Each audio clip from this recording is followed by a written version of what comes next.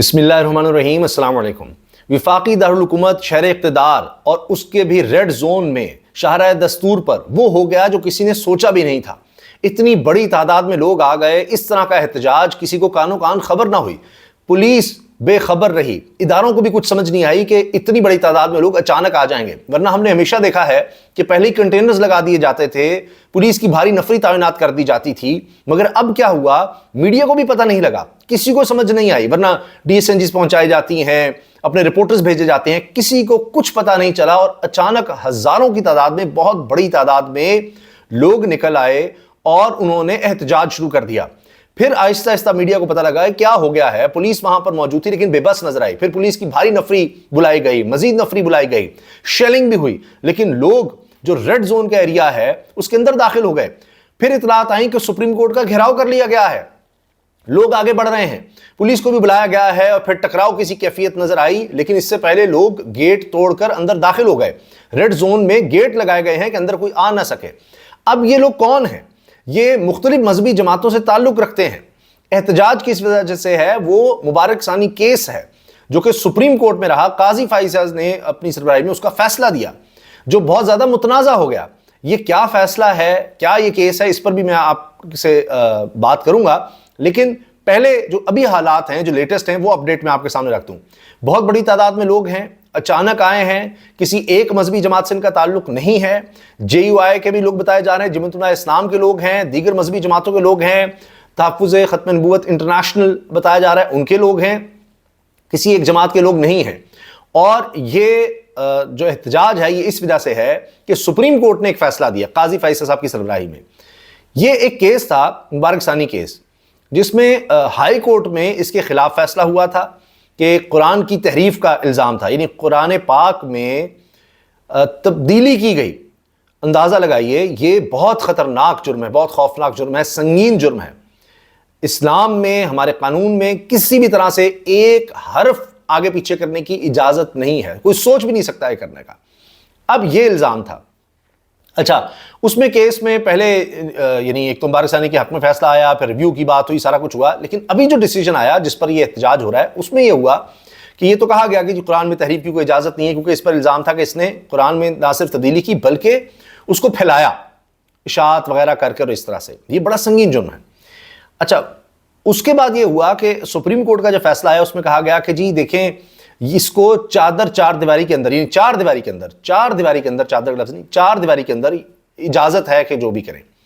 اب یہ بڑی خطرناک بات ہوئی، کیونکہ اس کی کوئی گنجائش نہیں بنتی کہ ایک جرم ہے، کیا وہ چار دیواری کے اندر اس کی اجازت مل سکتی ہے؟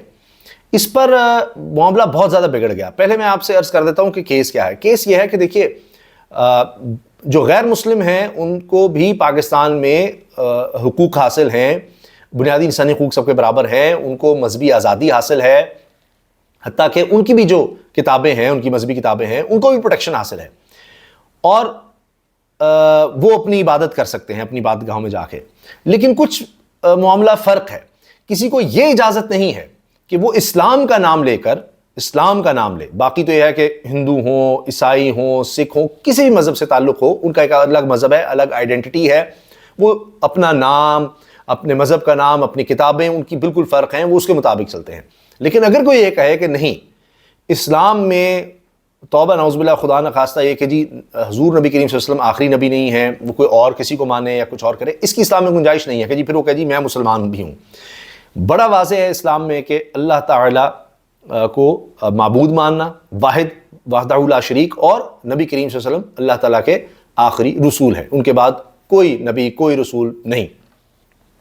اب کوئی یہ دعویٰ کرنے لگ جائے کہ نہیں جی ان کے بعد بھی ہے، اور وہ خود کو کہے کہ مسلمان ہوں، تو یہاں بہت زیادہ سنگین مسئلہ ہے، یہ تو پھر فساد ہے۔ اور قرآن پاک میں تحریف اللہ تعالیٰ کہتے ہیں ہم خود اس کی حفاظت کرنے والے ہیں، اس میں بھی کوئی اجازت نہیں ہے۔ جہاں ہمارا مذہب تو یہ کہتا ہے کہ آپ نے دوسرے مذاہب کو بھی تنگ نہیں کرنا، تو اپنے مذہب میں کس طرح سے اجازت دے سکتے ہیں کہ جی وہ کوئی چھیڑ خانی کرے، کچھ کرے، اور اپنے آپ کو کہے کہ نہیں، یہ جو حضور کو آخری نبی مانتے ہیں، نبی کریم صلی اللہ علیہ وسلم کو، حضور نبی کریم کو آخری نبی، وہ مسلمان نہیں کوئی اور ہے، تو یہ تو ساری اسلام کی ڈیفینیشن، مسلمان کی ڈیفینیشن بگاڑ دیں گے اور یہ فساد پیدا ہوگا۔ اس کی اجازت نہیں ہے، اور یہاں معاملات آ کر فرق ہو جاتے ہیں کہ کوئی دین کا حلیہ بگاڑے اور خود کو اسلام کا دکھائے، تو یہ تو بہت بڑا ایک فراڈ دھوکہ، اس کی تو آپ عام آدمی کے حوالے سے بھی کوئی آئیڈینٹی اپنی ظاہر کر دے کہ نہیں جی یہ میرا نام ہے یا اس طرح سے ہے یا یہ پراپرٹی میری ہے، یہ بھی دھوکہ ہے. تو اس طرح دین میں کوئی داخل ہونے کی کوشش کرے تو اس کی اجازت کوئی بھی مذہب نہیں دے گا.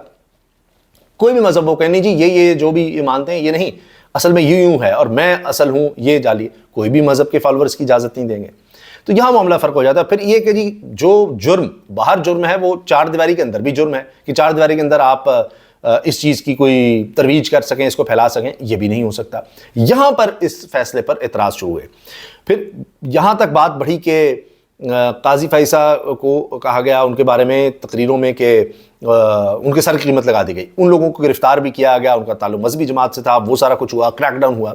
لیکن یہ کوئی معاملہ دب نہیں سکا، اس کو ٹھنڈا نہیں کیا جا سکا، کیونکہ فیصلہ اس طرح کا ہے، بڑا متنازع فیصلہ آ گیا جس پر تمام مذہبی جماعتوں نے اس پر رد عمل دیا اور بار بار کہا گیا. اب یہ بڑا واضح ہے کہ اس فیصلے کو تبدیل کرنا پڑے گا، اس کی گنجائش ہو ہی نہیں سکتی. آپ خود مجھے بتائیے، میں بڑی بنیادی چیز عرض کر رہا ہوں کہ ایک جرم باہر ہے تو اس کو چار دیواری کے اندر آپ کس طرح سے کہیں گے کہ جی یہ آپ کر لیں، یہ ممکن نہیں.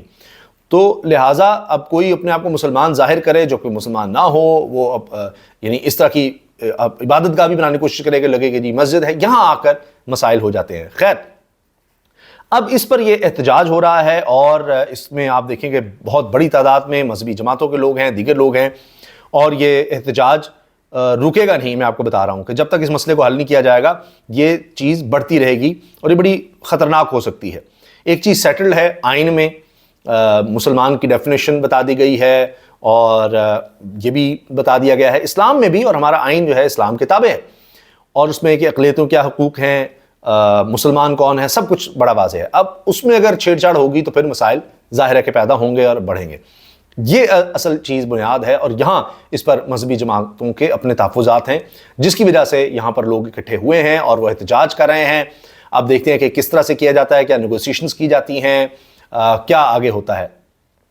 ورنہ یہ احتجاج اسی طرح آج اگر شیلنگ کریں گے، لوگوں کو پکڑیں گے، ادھر ادھر کریں گے تو دوبارہ یہ احتجاج ہوگا، یہ نہیں رک سکے گا. میں آپ سے عرض کر رہا ہوں کیونکہ جہاں یہ ہوگا کہ اسلام کی بنیاد پر یا مسلمانوں کے عقائد پر اس طرح سے، اور اس میں کوئی میں کسی مسلک کی، فرقے کی، کوئی اس طرح کی بات نہیں کر رہا، اس پر سب کا ایک علماء کا اجماع کہیں، سب کا اتفاق کہیں، جو آئین میں ہے، جو قانون میں ہے، اس کے مطابق ہے. اس پر اسمبلی میں آپ سے عرض کر دوں، اسمبلی میں بھی اکراس دا بورڈ، یہ نہیں کہ اس میں صرف کوئی ایک جماعت نے تقریریں کیں، اس میں تحریک انصاف کے لوگ ہیں، پیپلز پارٹی کی طرف سے بھی تقاریر ہوئیں کہ یہ کس طرح کا فیصلہ آیا ہے، اور اس کے خلاف اسمبلی کے اندر عبد القادر پٹیل، مجھے اچھی طرح یاد ہے، میں نے ان کی تقریر کا کچھ حصہ سنا، علی محمد خان نے تقریر کی اور دیگر لوگوں نے بہت اس پر اپنی واضح رائے دی ہے. تو لہٰذا یہ اس طرح سے تو چل نہیں سکے گا، اور یہ احتجاج اگر آج روکیں گے، کس طرح سے اس میں ٹکراؤ ہوگا تو دوبارہ یہ احتجاج ہوگا. تو اس کا کوئی نہ کوئی حل پھر نکالنا پڑے گا. اس کے علاوہ کچھ اور نہیں کہ جی ان کو بھی اسی طرح سے لیا جائے جس طرح خود دھرنے سیاسی جماعتوں کے ہوتے ہیں، اس طرح دبا لیں گے، پکڑ لیں گے، کر لیں گے، کنٹینر لگا دیں گے، گرفتاریاں کر لیں گے، کیسز بنا دیں گے وہی دہشت گردی کے. تو یہ چیز اس طرح رکے گی نہیں، پھیلے گی. اس سے پہلے آپ نے دیکھا کہ دھرنے ہوئے ہیں، تحریک انصاف کا احتجاج، وہ تو خیر ہونے نہیں دیا جاتا. جماعت اسلامی کا دیکھیں اور JUI کی طرف سے یا دیگر جماعتوں کی طرف سے کچھ بھی ہو. ابھی ایک اور مذہبی جماعت لبیک کی طرف سے جس طرح لوگ آئے تھے، وہاں بھی نیگوسیشنز ہوئی تھیں، وہ اسرائیل کا معاملہ تھا، اس پر معاہدہ ہوا اور وہ لوگ چلے گئے تھے. لیکن یہ بہت ہی حساس معاملہ ہے، میں آپ سے عرض کر رہا ہوں، اور اس کا کوئی نہ کوئی حل نکالنا پڑے گا. خالی یہ کہ جی پولیس ایکشن کریں گے، شیلنگ ہوگی، لوگ آ گئے ہیں، بیٹھ گئے ہیں، گھیراؤ ہے، ان کو ہم کس طرح سے کنٹرول کر لیں گے، یہ ایسے نہیں ہوگا. اور اگر ابھی اس کو کسی طرح سے ختم بھی کیا جاتا ہے تو یہ دوبارہ چیز آپ دیکھیں گے کہ کسی نہ کسی صورت میں سامنے آ جائے گی. تو اس کو ہر صورت حل کرنا پڑے گا. اور یہ احتجاج ابھی ہم دیکھ رہے ہیں کہ اس طرح اس میں کوئی شدت نہیں ہے جو اب تک رپورٹ ہوا، کیونکہ لوگ آگے بڑھتے چلے گئے ہیں اور تھوڑی بہت شیلنگ کا ہے. ابھی تک مزید کوئی اس پر خبر نہیں ہے. جیسے جیسے ہم تک خبریں پہنچے گی انشاءاللہ آپ سے پھر شیئر کریں گے. اللہ حافظ.